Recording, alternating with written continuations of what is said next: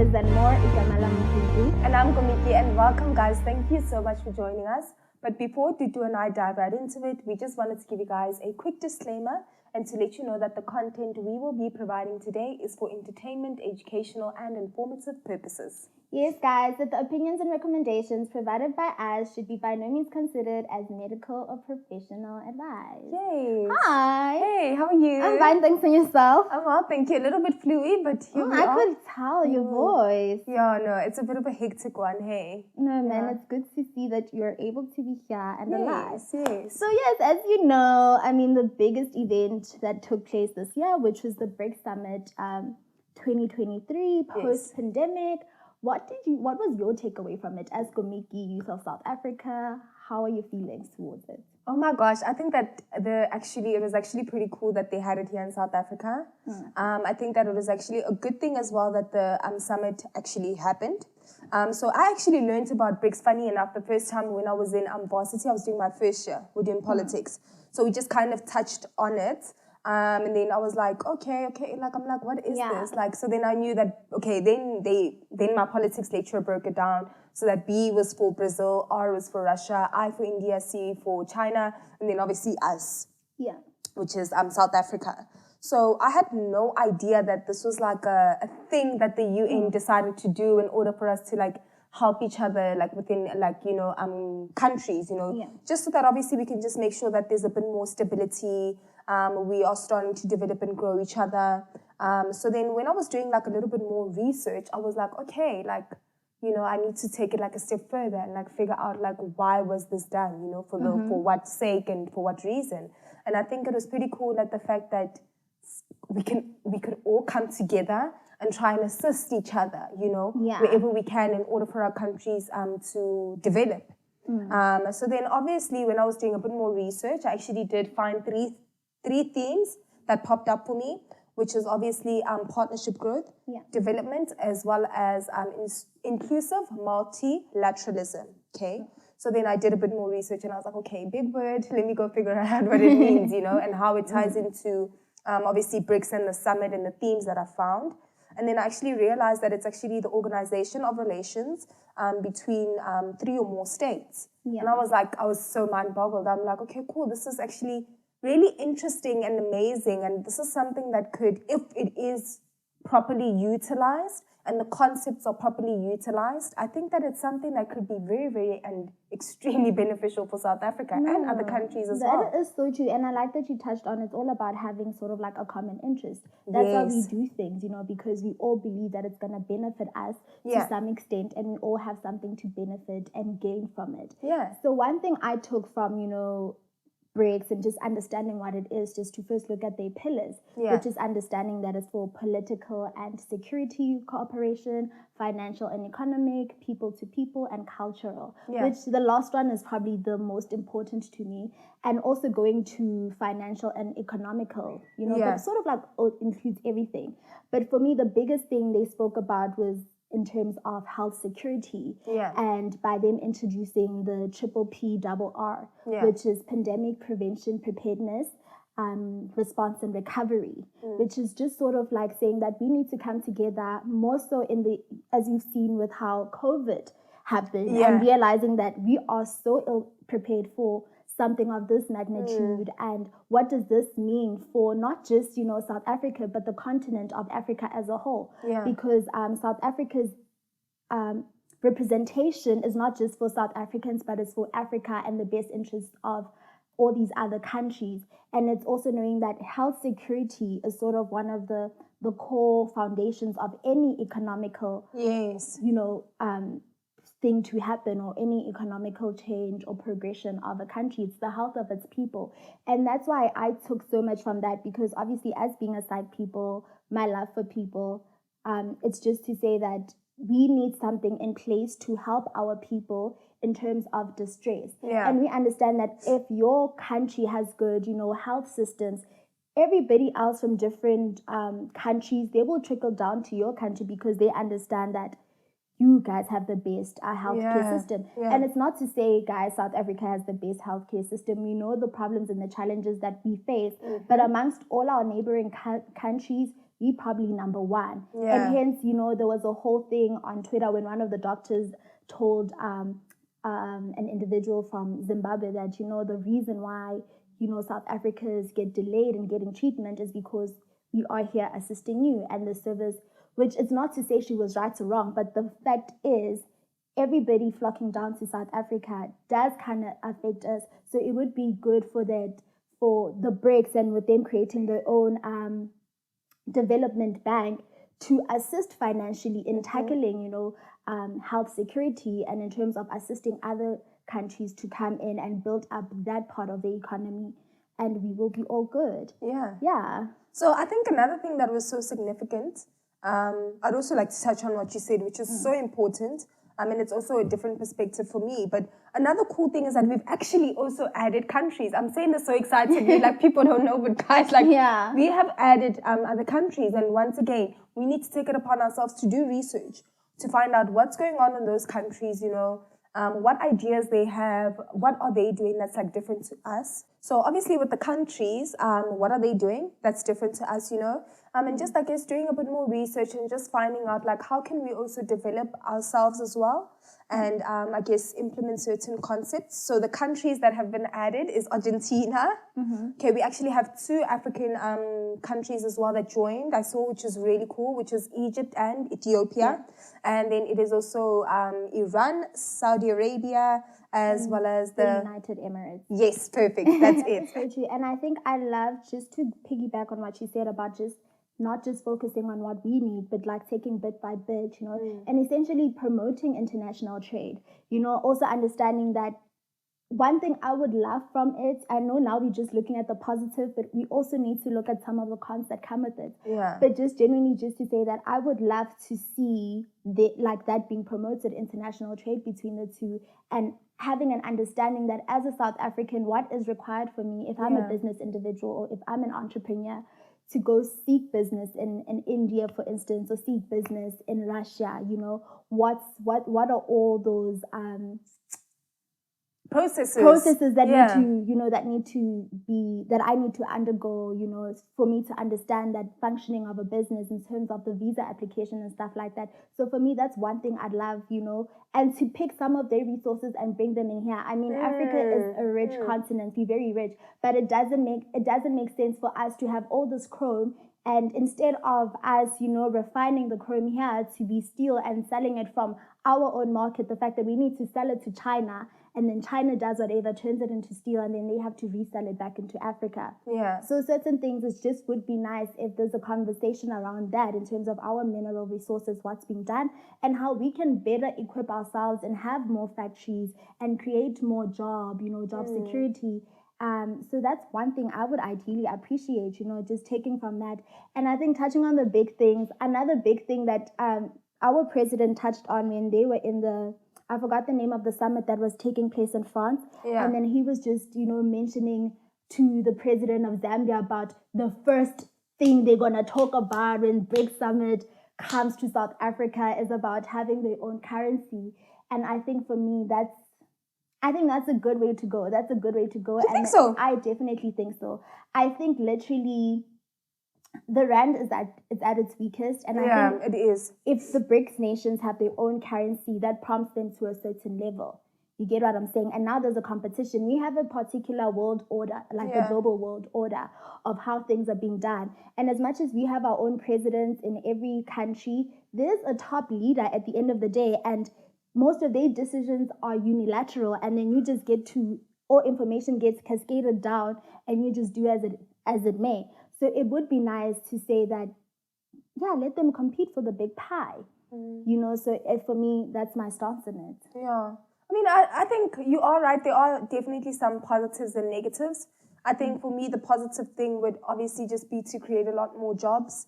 Finding a way in order for us to make our resources sustainable for us, you know, for us to also be in charge and in power of our resources, you know. But obviously to do it in a good way, because South Africa, when it comes to corruption, honesty, corruption, transparency, we are taking, you know. And I think that's the negative I definitely love to touch on, man. Yes, these beautiful things are coming. Are we going to implement them correctly? Yes, money is coming in. But my other thing is like now know? that we're touching on BRICS, how do you think it's gonna play in terms of our 2024 election? Because we understand the current president, Cyril Ramaphosa, ANC political party, next year we're voting. The removal of him, do you think could potentially, what does that mean for BRICS in your eyes and the opportunities that we've seen? I'm going to be honest with you. I just say, you know what? I just think BRICS just needs to do what they need to do for South Africa at the end of the day. That is there is for South Africa. So whoever is in power, they just need to do it for South Africa. I'm going to, like, in terms of the elections, you know what? It's right now, we actually just generally don't even know. Yeah. Because, I mean, there's a lot of, for example, EFF, I'm not going to lie, like Julius Malema is doing some, like, really amazing things right now. And he definitely is. He has stepped up. I don't know. I don't know. He definitely does touch on the issues that we are currently dealing with. Obviously, his rally, he touched on a few things there as well. So I'm just saying that in terms of that, well, that's what I've been following, is that it just seems as if though, like, he could also be a very, how do I put this? A very good candidate to possibly win, maybe. That's just my stance in my opinion. But I think in terms of obviously it having an impact on the elections, I really honestly don't even know. I just think that at the end of the day, like, whoever is in power, like, they just need to stop doing the BS that they're doing and just do it for South Africa. That's if their political stance stands for it. Because I think if you've heard other political parties, they've wavered to say as soon as their presidents, they're scraping bricks. I mean, you've heard Herman Mashaba. He was like, if he gets into office, there's no way he's going ahead, you know. But once again, because that seems like it's an enemy of the West. And you've seen, like, for instance, the DA has been decking about their positioning. And I think there was an interview with, I forgot the lady, but it was on SABC with Dalimpo Fusan. I feel so bad, I forgot his name. Yeah? Yeah, but him... his name, so sorry. And then I think one of the DA members who was speaking on the panelists was just touching about, like, oh, they fine with BRICS as long as it's not about political measure. And one of the analysts that was there was like, well, you can't say that because those political and security is one of their pillars. It ties into BRICS. So hence I'm saying it's like now, if we're saying whatever, so now hence I'm feeling like the determinant of BRICS is determinant on who we're voting for. Well, because at any point... I just think that it needs to be there. Like, in terms of whoever... That's what I'm saying. Whoever needs to win, like, they need to consider it. Because it's like when we say we all need help. At some point in time, you are going to need the help, whether you like it or not. I think BRICS is there for the help. I think sometimes, yes, do we see it? You know... Sometimes, do we see it? Yes, we do. Sometimes we don't see it, you know. But I think the help is definitely needed. I mean, back to that S. That S is for South Africa, you know. Right. We put it on the map. Do you get what I mean? And you are right. We definitely did put it on the map because that means that we actually are a strong contender. But at the end of the day, how can we be a strong contender when we are getting failed over and over again? Yeah. And back to, obviously, I think you are right in terms of saying that, I mean, whoever's going to govern, they're going to determine whether it should be there or not, you know. I think in terms of the elections, are you maybe asking me, I'm just trying to understand. So when you're putting it to me, rather, or asking, are you saying that in him kind of being about it, do you think that it's kind of like a... strategic thing? Yeah. I definitely do. I think it was a swift move. I think we know that BRICS has been in play for like 13 years now. Yeah. And for it to come right at this pinnacle or equivalent timing towards our 2024 elections just kind of says a lot. And I think for somebody who isn't even certain on who to vote for, it sort of wavers you to go back and be like, probably we should give the ANC. You know, for me, you said Malema. I've never seen Malema stronghold an organization. So for me, his leadership skills are in question. Is he charismatic? 100%. Yeah. He can rally the crowd, you know. He can get people like-minded to him. I think the problem with his views is that, and I've always said this about him, like, I think he's a very brilliant man. I've been following him and the way he's just... Okay, so we know you're voting for EFF. Okay, cool. No, cool, don't say that. Hey, there's so many names on that ballot. Listen, Papela, I did not say that. I couldn't vote for any of those other names. But I'm just saying, like, in terms of, I think, to answer your question, his views are just a little bit too radical, you know?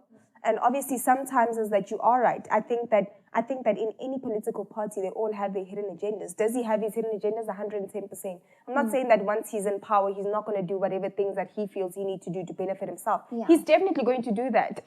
You know, we all would, unfortunately. That's just how human beings work.